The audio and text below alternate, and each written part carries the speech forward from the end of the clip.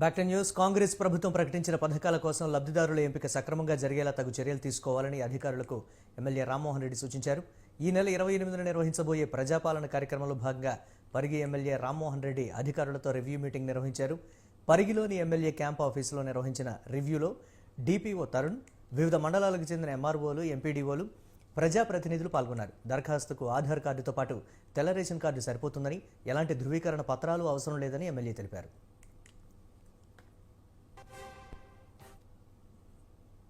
మీరు ఏ రోజు ఏ గ్రామానికి వెళ్తున్నారు, మీ ఆ గ్రామంలో ఎన్ని కౌంటర్లు వేస్తున్నారు, దీనికి సంబంధించి మీ ప్లాన్ ఏంటి? రేషన్ కార్డు అలా చేసుకున్నా అమ్మనైనా అలా చేసుకొని తింటున్నారు. ఎట్లా చేస్తారు అలా చేసుకుంటున్నా.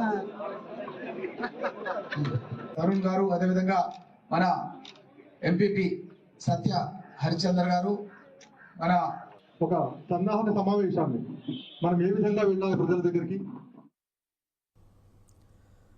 అందరికీ సమన్యాయం